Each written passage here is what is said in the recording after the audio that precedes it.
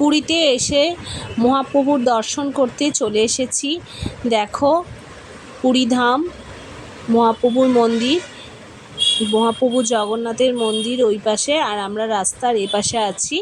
কেননা মন্দিরে ঢোকার আগে মোবাইলটা জমা দিয়ে দিতে হবে, তাই তোমাদেরকে দূর থেকেই দেখিয়ে দিচ্ছি। মন্দিরের ভিতরে মোবাইল অ্যালাউ নেই, সেই জন্য মোবাইলটা জমা রেখে যাব। আর তোমাদেরকে দূর থেকে দেখাচ্ছি মহাপ্রভুর মন্দির। দেখো খুবই সুন্দর, অপূর্ব লাগছে। আর ভেতরে তো ভীষণ সুন্দর ছিল। যাই হোক, ভেতরের ভিডিও করতে পারিনি, ভেতর থেকে বাইরে বেরিয়ে এসেছি। এইগুলো কি বলো তো? এগুলো দেখে নিশ্চয়ই বুঝতে পারছো, এগুলো কিন্তু সমস্তটাই নিম কাঠ। আর সেই নিম কাঠ দিয়ে তৈরি হয়েছে রথের চাকা। কদিন বাদেই রথযাত্রা উপলক্ষে দেখো এই চাকাগুলো বানানো হচ্ছে। মোট 16টা চাকা বানানো হয়েছে। এই চাকাগুলো ছোট চাকা, আর আরও বড় বড় অনেক চাকা বানানো হয়েছে। মোটামুটি 4-5টা মতো চাকা বড় বড়, সেগুলোও তোমাদের সাথে শেয়ার করব। দেখতে কিন্তু ভীষণ ভালো লাগছিল।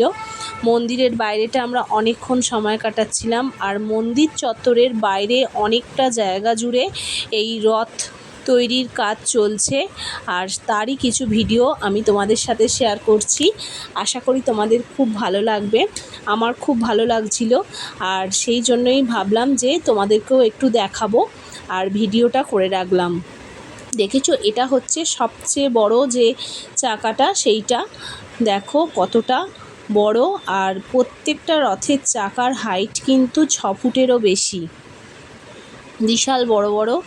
এই রথে করেই প্রভু জগন্নাথ রথযাত্রার দিন মাসির বাড়ি যাবে, আর সেই রথেরই প্রস্তুতি পর্ব চলছে, যেটা আমরা দেখতে পেয়ে গেলাম আর তোমাদের সাথেও শেয়ার করলাম। আশা করি তোমাদের ভালো লাগবে, আর ভিডিওটা কেমন লাগলো অবশ্যই কমেন্ট করে জানিও কিন্তু।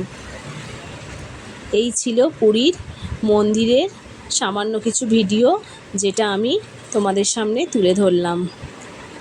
দেখো, আর মন্দিরের চারিদিকে ভীষণ জমজমাট একটা ভিড়, ভীষণ সুন্দর পরিবেশটা ছিল। আমরা অনেকটা সময় কাটিয়েছি।